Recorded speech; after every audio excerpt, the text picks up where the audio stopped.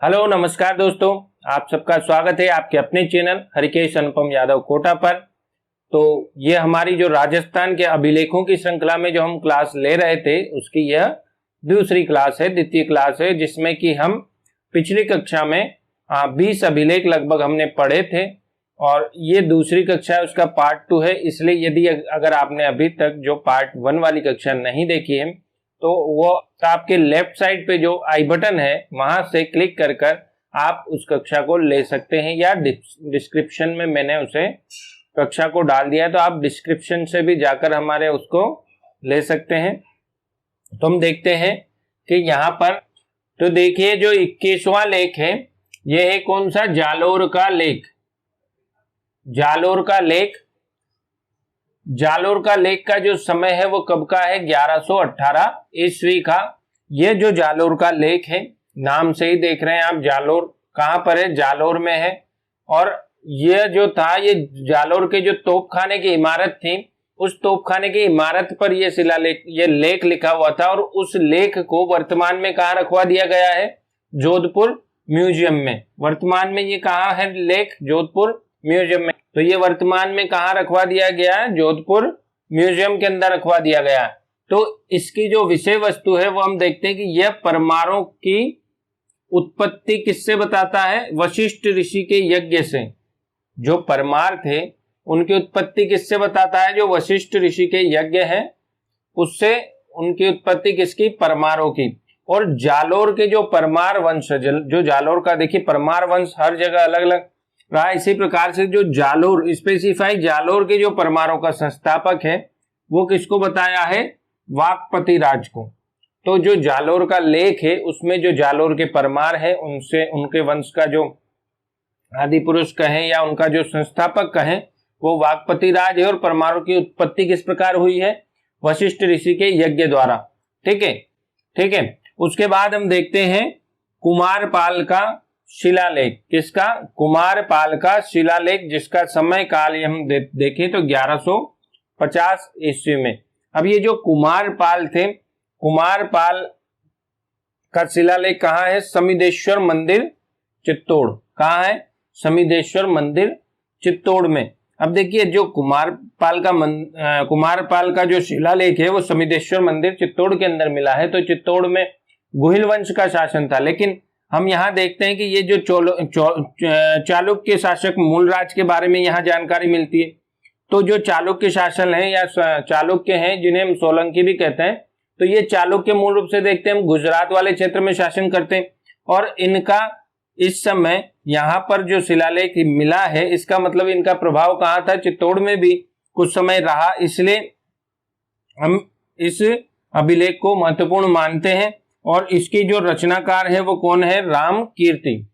ठीक है, इसमें ज्यादा कुछ याद रखने का है नहीं आपको, बस कुमारपाल का शिलालेख है समिदेश्वर मंदिर चित्तौड़ में। क्योंकि समिदेश्वर मंदिर को मोकल का मंदिर भी कहते हैं। इसके बारे में आप राजस्थान के इतिहास में हम और भी जहाँ मेवाड़ का इतिहास पढ़ते हैं तब भी हम पढ़ते हैं, और कला संस्कृति में भी हम इसे पढ़ते हैं। आपको क्या याद रखना है कि कुमारपाल का शिलालेख कहाँ है, समिदेश्वर मंदिर चित्तौड़ के अंदर है, जिसमें कि चालुक्य, जो चालुक्यों के बारे में है, और चालुक्य कौन, सोलंकी वंश के बारे में है।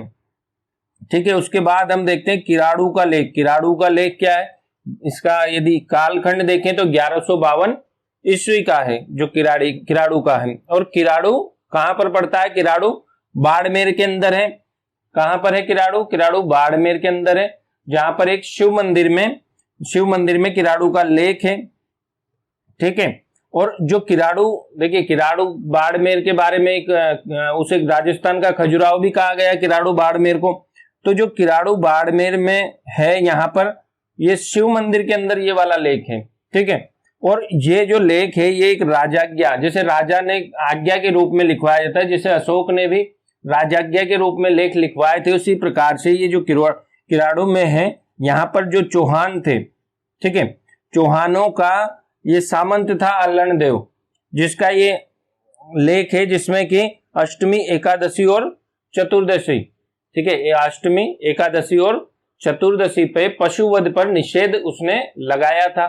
ठीक है, तो पशुवध निषेध का जो यहाँ से साक्ष्य इससे हमें प्राप्त होता है। ठीक है। तो इससे राजा की धार्मिक स्थिति का भी पता चलता है। उसके बाद देखिए बिजोलिया शिलालेख।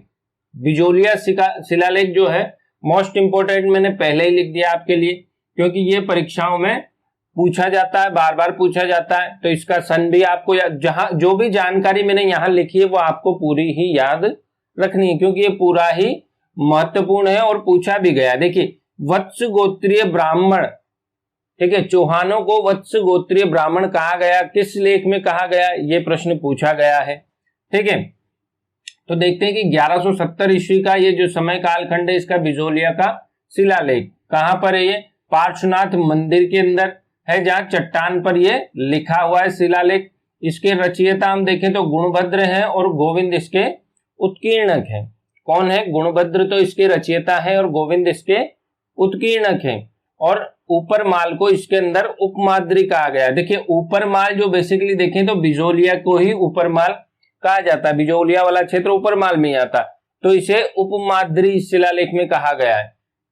और ये जो शिलालेख है किससे संबंधित है? अजमेर और सांबर के जो चौहान वंश थे। देखिए अजमेर और सांबर, तो चौहान वंश कई जगह रहा, लेकिन जो अजमेर और सांबर वाला जो चौहान वंश है उसके बारे में लिखा है। ये जो चौहानों की वंशावली लिखी है और चौहानों को वत्स गोत्रीय ब्राह्मण इसमें बताया गया, किसमें? बिजोलिया शिलालेख में। इसी प्रकार से हमने हर्ष माता का जो शिलालेख पढ़ा था उसमें भी चौहानों के बारे में था, लेकिन वो वहां के था। इस प्रकार देखते हैं नांदेसमा गांव का लेख। ठीक है, तो इसके बारे में क्या इंपॉर्टेंट है, आपको बस ये याद रखना है कि ये उदयपुर में है। यदि इससे ज्यादा आप याद रखेंगे तो इसका संबंध किससे? जैत्र सिंह के साथ है। इसमें जैत्र सिंह की राजधानी को नागदा को बताया गया है। किसको? नागदा को बताया। जैत्र सिंह कौन थे? मेवाड़ के राजा थे। हम जानते हैं मेवाड़ के राजा थे, अर्थात मेवाड़ की राजधानी नागदा भी रही थी। तो इस प्रकार में पता चलता है। ठीक है, अब इसके बारे में देखते हैं 26वां लुणव शाही की प्रशस्ति। तो लुणव शाही की जो प्रशस्ति है उसका समय कालखंड हम देखें तो 1223। और कहा ये लेख है?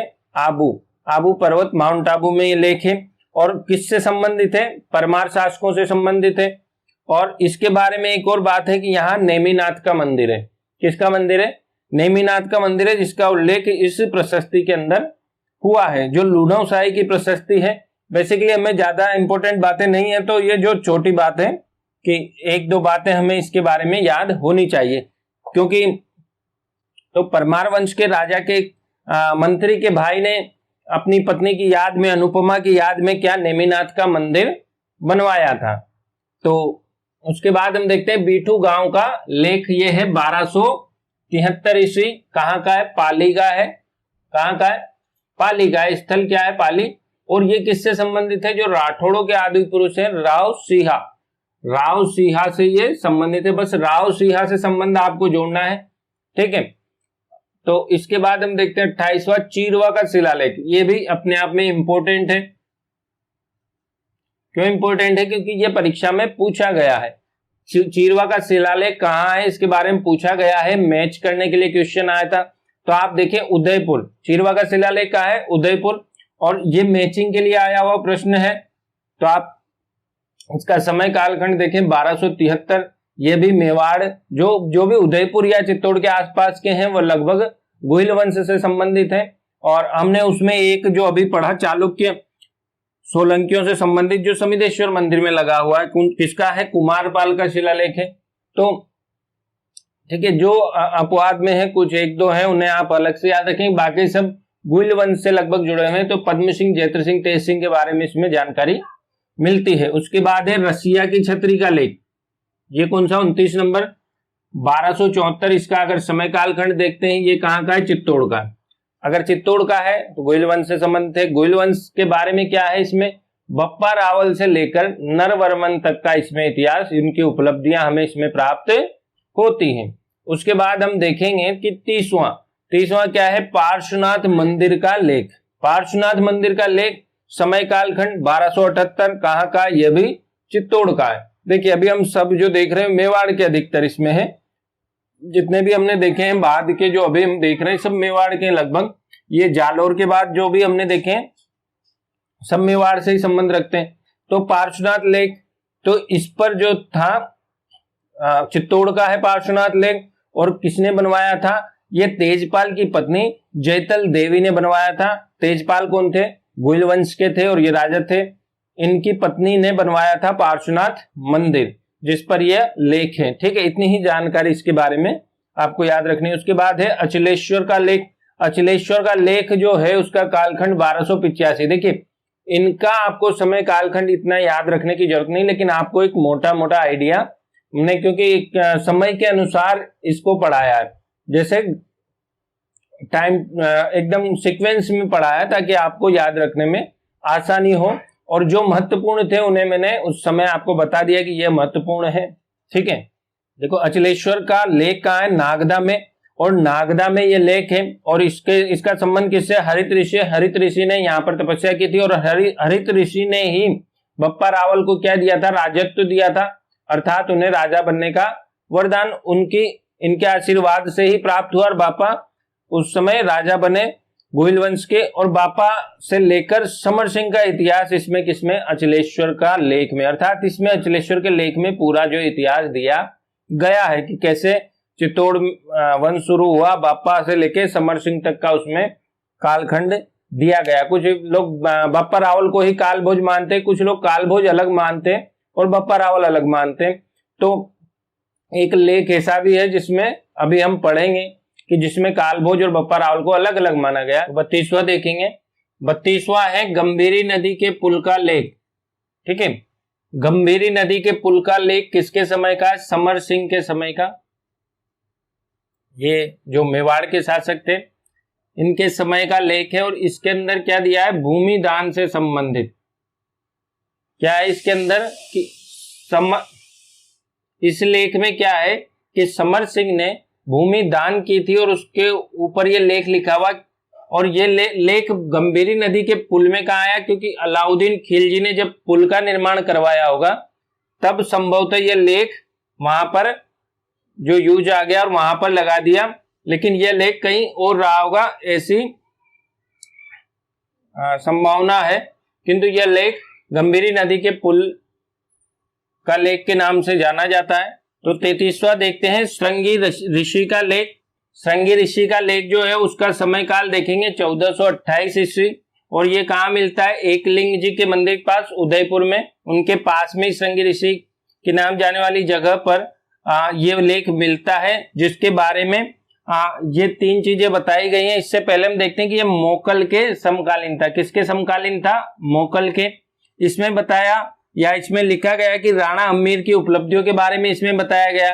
भीलों की जो सामाजिक स्थिति है उसके बारे में इस लेख से पता चलता है। इसके अतिरिक्त जो काशी, प्रयागराज और गया में जो यात्रा करने यात्री जाते थे, हिंदुओं पर जो टैक्स लगता था उससे मुक्ति किसने दी थी? लाखा ने। ठीक है, तो राणा लाखा थे जिन्होंने कर मुक्त किया था और गया में मंदिर का निर्माण भी करवाया था। उसके बाद हम 34 नंबर देखते हैं देलवाड़ा का लेख। देलवाड़ा कहाँ है? माउंट आबू में। और यहाँ देलवाड़ा में जो 1434 ईस्वी का ये लेख है। और यहाँ पर एक बात जो आपको याद रखनी है वो क्या है? यहाँ टंक नामक मुद्रा थी जिसका हमें उल्लेख यहाँ के इस लेख में मिलता है। और उसके बाद हम देखते हैं रणकपुर प्रशस्ति। रणकपुर में जैन मंदिर भी आप जानते हैं, तो यहाँ चौमुखा जैन मंदिर में 1439 ईस्वी का ये लेख है। ठीक है, और ये कुंभाकालीन लेख है। यहाँ पर जो बप्पा रावल है और कालभोज है, बापा और कालभोज को अलग अलग बताया गया कि ये दोनों अलग थे। और जो मेवाड़ का गोहिल वंश था उसके संस्थापक या कहें पिता कौन थे? बप्पा रावल थे। ये किस लेख में बताया? रणकपुर प्रशस्ति के अंदर बताया गया। हमने इसी प्रकार भी कुछ देर पहले पढ़ा था बप्पा रावल के बारे में, तब मैंने आपको बताया था कि कालभोज और बप्पा रावल को अलग अलग बताया गया। ठीक है, 36वां जब हम देखते हैं तो यह है कुंभलगढ़ का शिलालेख। और इसका सन देखें, समय काल देखें 1460 ईस्वी। इसके बारे में 2 बातें हमने यहाँ लिखी है जो महत्वपूर्ण है, जिसको आपको याद रखना होगा कि जीएच ओझा ने इसके रचयिता किसको बताया है? महेश को। जो कुंभलगढ़ का शिलालेख है उसका जो रचयिता किसको बताया? महेश को। और जो कुंभलगढ़ का किला हम जानते हैं कि कुंभा के नाम से है। और यहाँ पर कुंभा की जो विजय थी, जो कुंभा ने, हम जानते हैं कुंभा ने सबसे मेवाड़ के साम्राज्य को सबसे अधिक विस्तार दिया और कुंभा ने कई युद्ध किए और विजय हासिल की। तो कुंभा की विजयों का वर्णन यहाँ पर मिलता है। उसके बाद यदि हम देखें तो कीर्ति स्तंभ प्रशस्ति, कीर्ति स्तंभ प्रशस्ति कब की है? 1460 ईस्वी की। कहां पर है? चित्तौड़ के अंदर। अब ये देखिए कीर्ति स्तंभ प्रशस्ति की हम बात करें, एक कीर्ति स्तंभ और एक विजय स्तंभ है, ठीक है। तो ये जो कीर्ति स्तंभ प्रशस्ति है ये कहाँ है? विजय स्तंभ की 9वीं मंजिल पर है। कहाँ है? विजय स्तंभ की 9वीं मंजिल पर है। और ये कुंभा की जो उपलब्धियां हैं वो यहाँ पर लिखी हुई है, और अत्रि और महेश इसके रचयिता है। लेकिन यदि आप कीर्ति स्तंभ की बात करें तो विजय स्तंभ से ही कुछ दूरी पर कीर्ति स्तंभ भी चित्तौड़ के किले पर बना हुआ है, जो कि एक जैन स्तंभ है। और विजय स्तंभ के बारे में यदि आप जानते हो तो ये कुंभा ने बनवाया था जब सारंगपुर की विजय के उपलक्ष्य में, ठीक है। तो ये एक विजय जो युद्ध विजय थी उस पर विजय स्तंभ बनवाया गया था, जिसकी 9वीं मंजिल पर कुंभा की उपलब्धियां लिखी हुई हैं। तो इसी को हम कीर्ति स्तंभ प्रशस्ति कहते हैं। तो कीर्ति स्तंभ और कीर्ति स्तंभ प्रशस्ति में आप कंफ्यूज ना हो, ठीक है। उसके बाद हम देखते हैं 38 रायमल जी की प्रशस्ति। ये कब की है? 1488 की। ये कहां पर है? एकलिंग जी चित्तौड़। तो रायमल जी की प्रशस्ति कहाँ है? एकलिंग जी उदयपुर के अंदर।